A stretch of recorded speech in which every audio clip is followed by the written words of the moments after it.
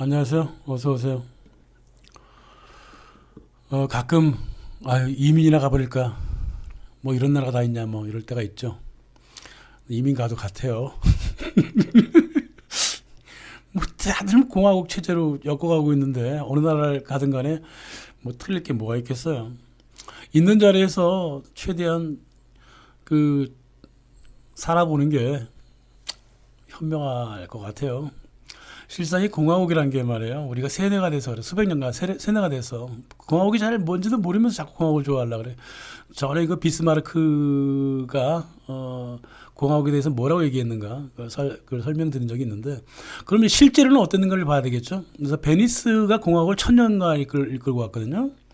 야, 그럼 1000년이라고 이끌었으면 굉장히 그 좋은 체제니까 1000년 가지 않았을까? 아니죠. 민중들은 다 도망치고요. 상인들만 꿈적꿈적거리고 있지 베니스거든요.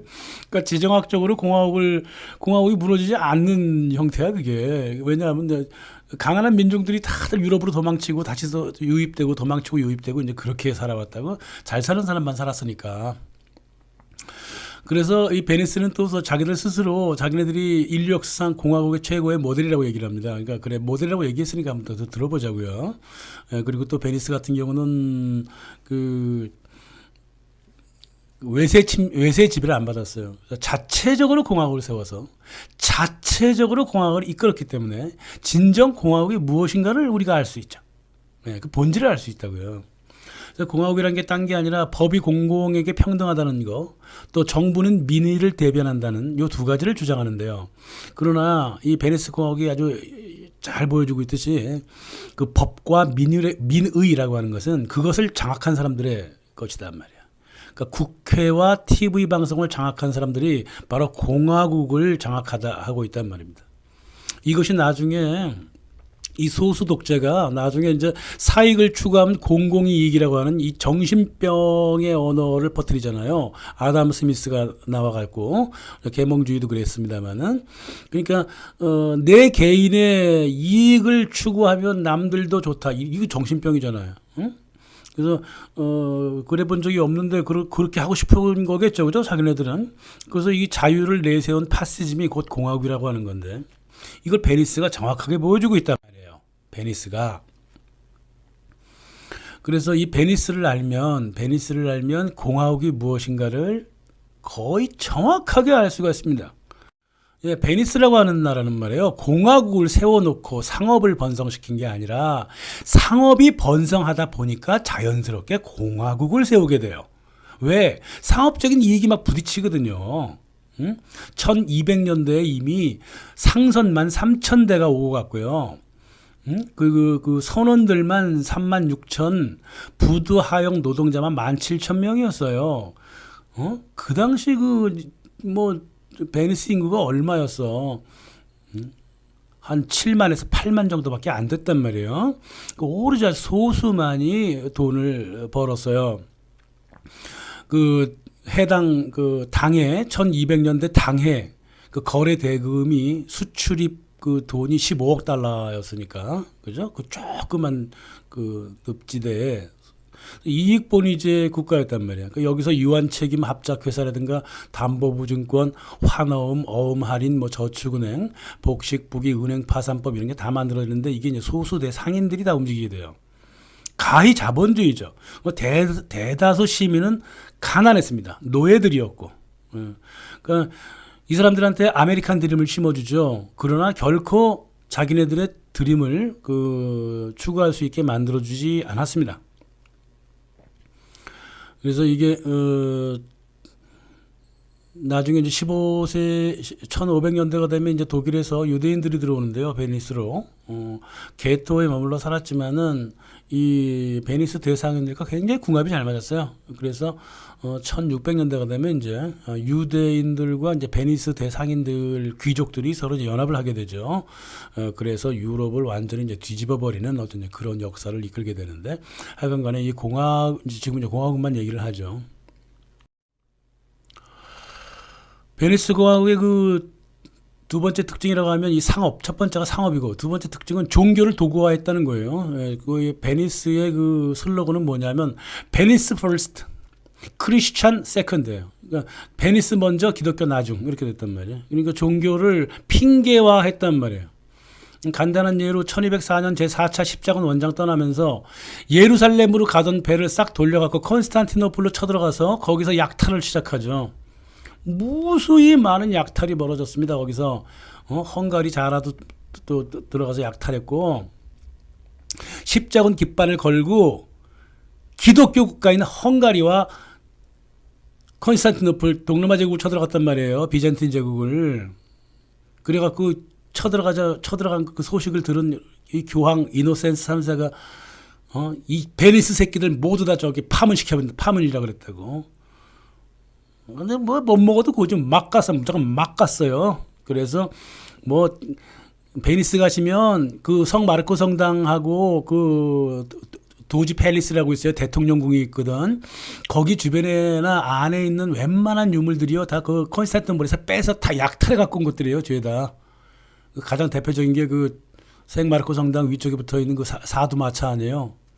이거 오죽하면 이 성 마르코 성당이라고 하는 것도 마찬가지예요. 이게 867년인가 876년인가 그 베니스 상인이 이집트 알렉산드리아에서 불법으로 저기 상업을 했다고. 거기서 성 마르코 유해를 훔쳐왔어요. 그러니까 자기네 성당의 그 이름을 가진 유해까지 훔쳐온 놈들인데 400년이 지나서도 무슨 일을 못하겠어. 350년이 지나서 무슨 일을 못하겠어. 같은 기독교 국가인 컨스탄티노플로 쳐들어가서 모든 걸 다 약탈해오고 또 은화 90만도 뺏어갖고 서로 나눠 먹습니다. 베니스 십자군한테 25만 마르크 가져가고 유럽 십자군이 15만 마르크 가져가고 나머지 50만 마르크는 성전 기사단이 추후 종교 전쟁을 위해서 십자군 전쟁을 위해서 맡겨두겠다 해놓고서는 근데 사라져버렸지. 이 약탈적 이 공화국이라는 자체가 약탈이에요. 약탈. 베니스가 가장 앞장섰고요. 그 약탈에. 4차 십자군 전쟁은 십자군 전쟁이 아니에요. 같은 기독교 국가를 쳐들어간 약탈이라고. 약탈. 그 짓을 베니스 공화국이 했습니다. 이게 얼마 전까지만 해도 항상 그 베니스 사람들이 사과를 합니다. 우리가 잘못했다고. 800년이 지나도 사과를 하는 거예요. 그렇게 그 서구 역사에 오점을 남겼다 이 말입니다. 베니스 공화국의 세 번째 특징이라고 한다면 이게 사회 이동이 법적으로는 자유로웠지만 경제적으로는 철두철미하게 불평등했다는 거예요. 원래 초기에는 말이에요. 이 저기 독립국가가 되던 900년대 1000년대까지만 하더라도 그 대통령 행정 업무에 그 인증 도장을 찍어준 72명 중에 81%가 신혼부자였고요.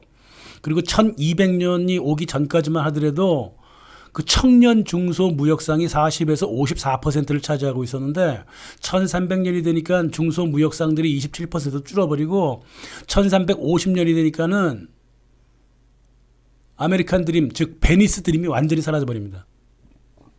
더 이상 출세를 못하게 돼요.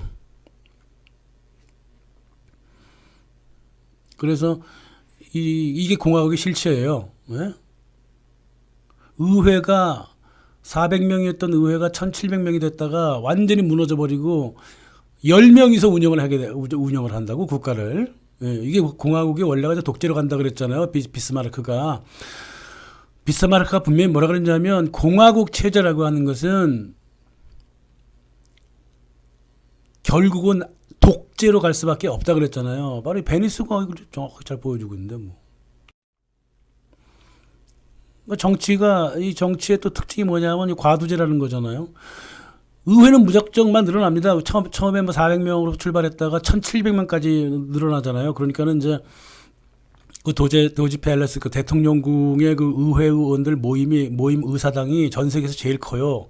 이 조그만 나라가 1700명까지 의원을 뽑았으니까. 근데 1700명이 모이면 뭐예요? 양이 많으면 뭐예요? 의견이 다 중구난방 산으로 가지. 그러니까 지들도 스스로 아니까는 명예직으로 그냥 갖고 있었다고, 국회의원이라고 하는 것을. 온통 기만 전술로 다 쌓여갖고 말이야. 의회는 그냥 껍데기를 냅두고 위에서 소수가 독재하는데 저 유명한 카운슬 오브 10, 그 10인 위원회가 전 국가를 장악을 했고 그 10인 위원회 중에서 세 사람이 또 카운슬 오브 3가 있어요. 이 세 사람이 다 국가를 다 장악을 해버렸단 말입니다.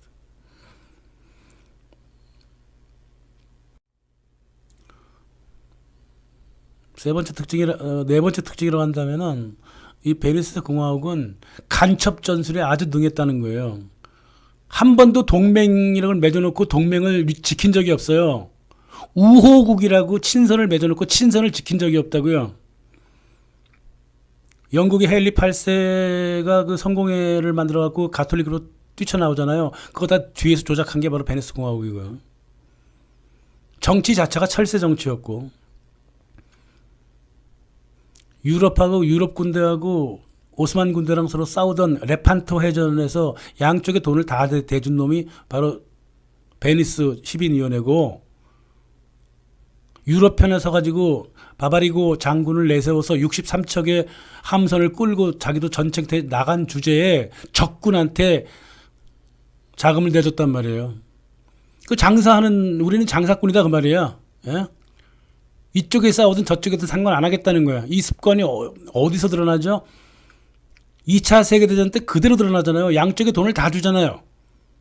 제너럴 모터스, 뭐 포드 자동차, 뭐 코닥 양쪽에 돈을 다 주는 거야.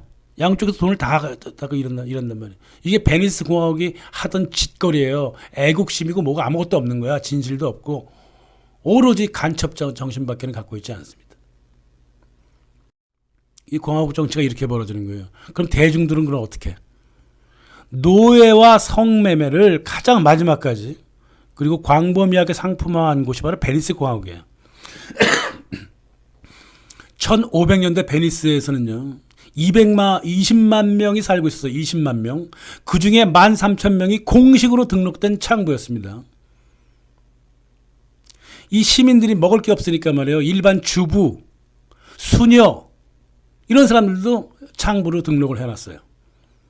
이게 합법적인 고급 창부의 발상지도 베니스고 카사노바가 또 활동하던 것도 베니스 공화국이고 가면무도의 집단 성관계가 벌어지던 것도 바로 이 거지 같은 성문화가 바로 베니스 공화국에서 만들어졌단 말이에요.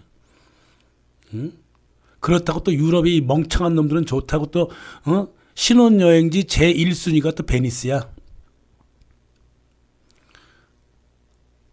겉으로는 말이야 뭐 종교니 뭐냐 하면서 죄에다 핑계를 대가면서 그래서 자본주의 그 타락을 감춰주는 역할을 했던 게 또 종교였고요. 이 당시에 이게 바로 공화국 베니스가 사는 법이었습니다.